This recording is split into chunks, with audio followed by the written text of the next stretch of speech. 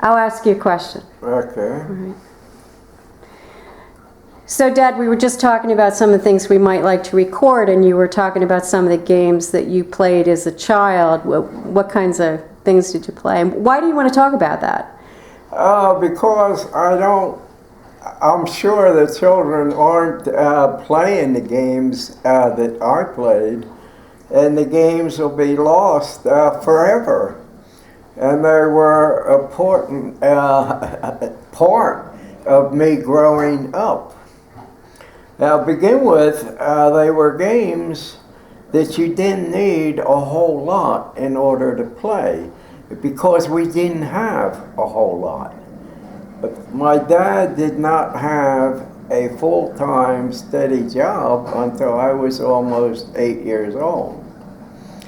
But anyway, I'll start with a game called Hose Ball, or Wiki Up. Two boys could play hose ball. I'll call it hose ball for short, but it was also known as Wiki Up. All you needed was a short length of rubber hose that you cut into 3.5-inch lengths. Now, during the war, it was hard to get rubber hose because it was in short supply. So and no one in the alley had need of a hose because no one had a garden or even a yard to speak of. So we'd go down Smedley's junkyard and plead for a length of hose, which we would cut into 3.5-inch length. And then when your mother wasn't looking, you took an old broom and sawed the broom portion off and went to your father to get some friction tape and wrapped one end of the broom, and that became the handle of your bat. What's friction tape? That's a black tape so that your hand wouldn't slip on the bat. All else you needed was the alley and a garage door. Mm-hmm. One player went up to bat. The other player was the pitcher, and he had to throw this length of hose end over end. Because if you threw it sidearm and it went this way, it was impossible to hit. But before the first batter went up, the pitcher drew a line across the alley, and that line was a single. If you hit the hose ball past that line, it was a single. And then another 15 feet was a double. You drew a line for that. And then another 15 feet was a triple, and then finally a home run. You played 9 innings, and you took a stick and you drew a 9-inning scorecard in the dirt alley. One strike was an out. You didn't get 3 strikes.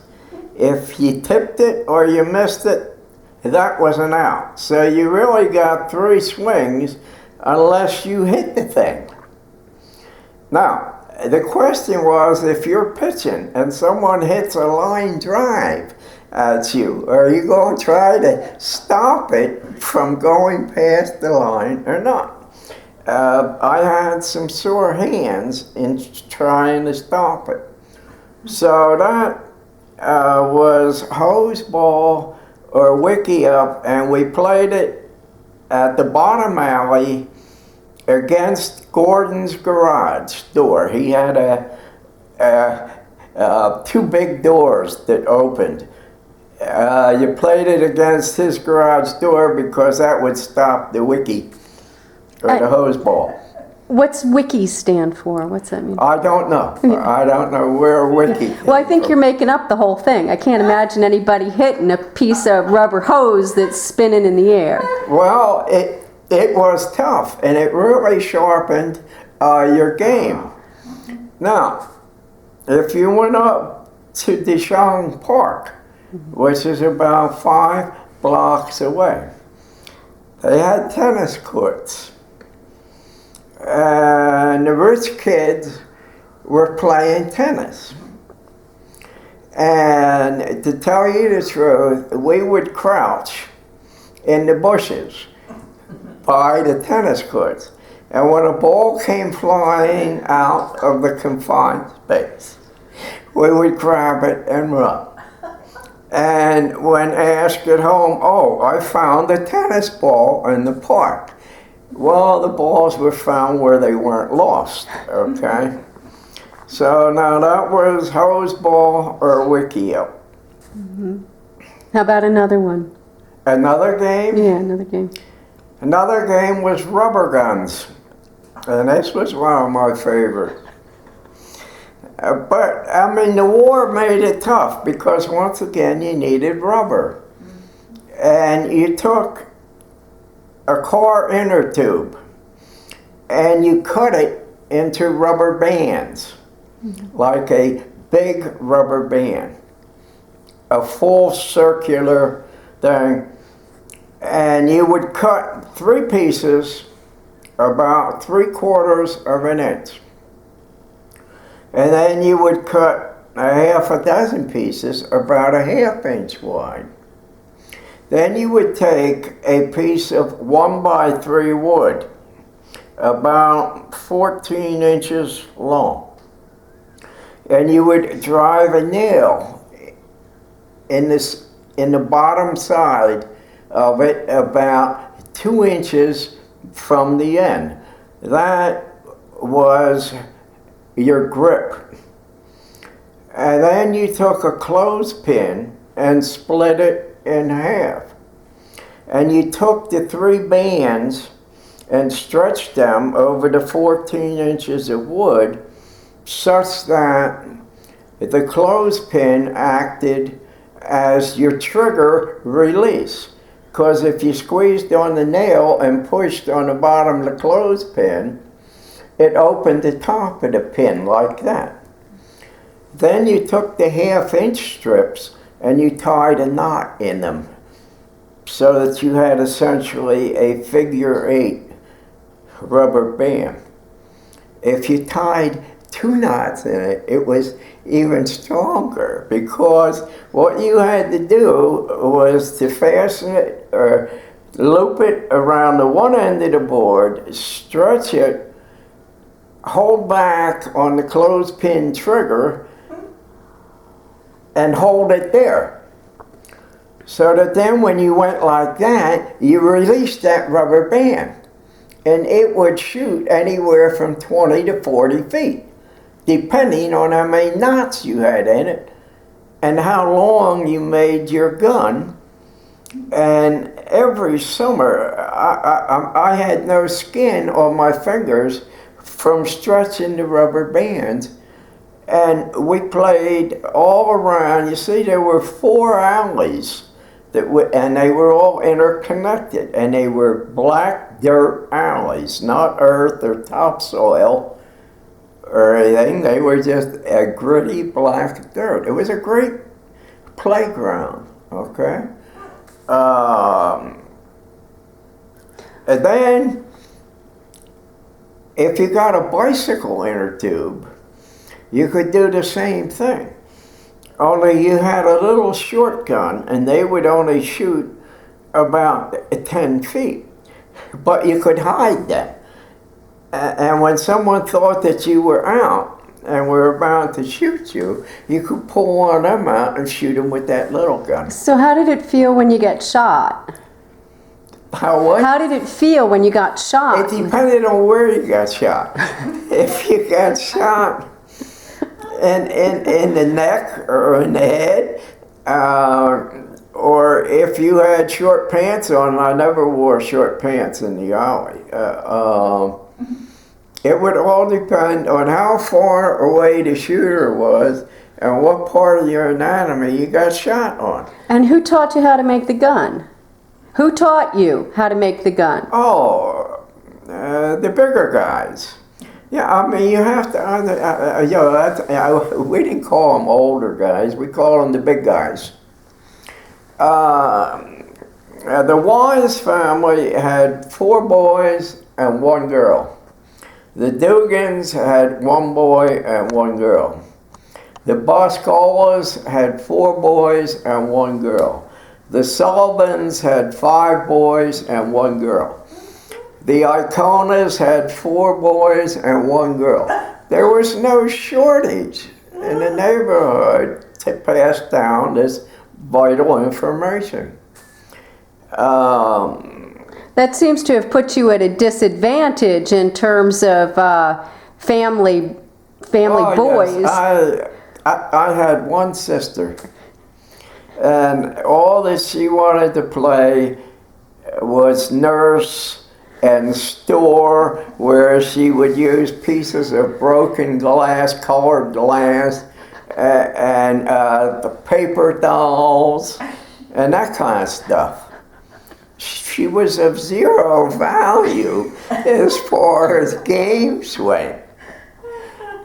Now, I used to shoot a lot of marbles, and I was pretty good. And there were various games of marbles that you could play. But you had to have an understanding of all the rules before you started a game of marbles. And one of the rules was no steelies. Now, a steely was not a glass marble. It was a ball bearing, a steel ball bearing. So if you had a ball bearing 3/4 of an inch in diameter, it could knock the hell out of the marbles out of the ring. And then we'd call knucks down or no knucks. Knucks meaning these are your knucks, your knuckles. You had to have your knuckles on the ground. Or no bridge. This is a bridge where you want to shoot over other marbles. You make like a bridge, and you shoot over the other marbles. So let's see. That was hose ball, wiki up, and then we talked about the rubber guns and the marbles. But I played from morning until night. I hated to come in and eat lunch or dinner and be right back out again. And there was no taking a shower because we didn't have a bathroom as such. We had an attached outhouse, and we had a big metal tub hanging on the wall, and you get the tub down and fill it up. In the summertime, not much hot water. You had to heat the water. If you wanted hot water, you heated it on a stove. Yeah, but I knew your mother, and clean was very important to her. She liked clean, so I have to imagine that she kept you clean. Important. Yeah. I mean, I didn't need to be as clean as she wanted me to be. And clean clothes every day to go to school, and I couldn't wear dungarees to school, and the other kids were. They call dungarees jeans now, and jeans are acceptable everywhere. I couldn't wear sneakers to school. Sneakers are now called running shoes or gym shoes or whatever, and they're acceptable everywhere. Times have changed, and not all for the better. I think that you lose. We didn't have television until I was about 15, so that the only thing I did in the house for entertainment was listen to the radio. Did you have any store-bought toys? You talked about the toys that you made. Did you have anything store-bought that you remember? Toys? Mm-hmm. Oh yes. It was during the war, and I had the little lead soldiers. I played with a lot of lead soldiers. I did have a baseball glove eventually.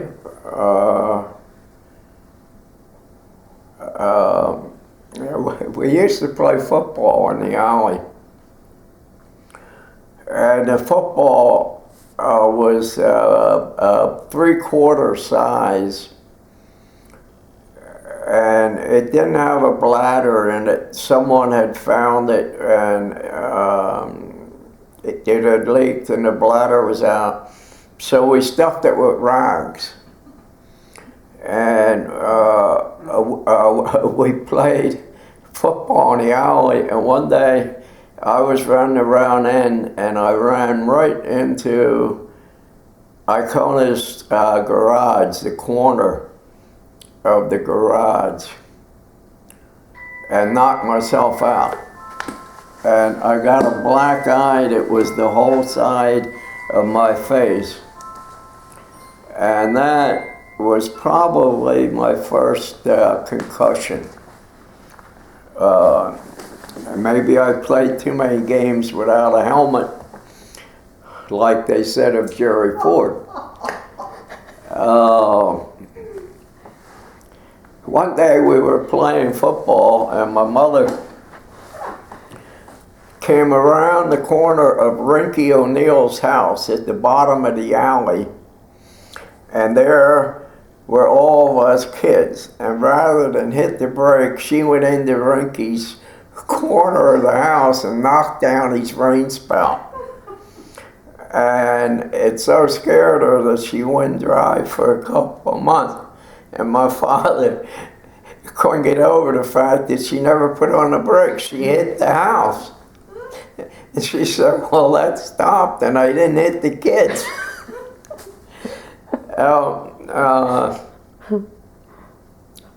I guess I'll tell one more story at this point. And probably this had more of an impact on me.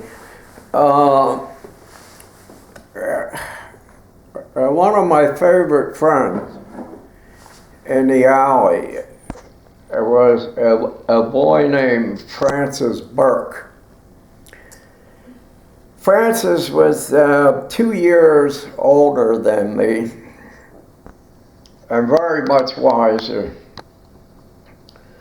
The period that I'm speaking of now was, I was from say 10 to 14. And he would have been 12 to 16. At that point, I was a foot-stomping, side-slapping, head-jerking stutterer who could hardly say his own name. Francis was a deaf mute. And all the kids in the alley called him Oot the Mute, because every time that he got excited, he said the only thing he could, oot, oot, oot. And it rhymed with mute, so he became known as Oot the Mute. Well, he was also called deaf and dumb. He was anything but dumb. I learned a lot from him in that just because someone is different in whatever way, it does not mean that they are lacking in any way. And one day I knocked on his front door, and his mother came to the door, and I asked if Francis could come out to play. And she went and got Francis, and he came out. He carried a little scribble book and a stubby pencil. And he wrote on there, "You made my mother cry." And I went like this, indicating why he and I had a very effective sign language.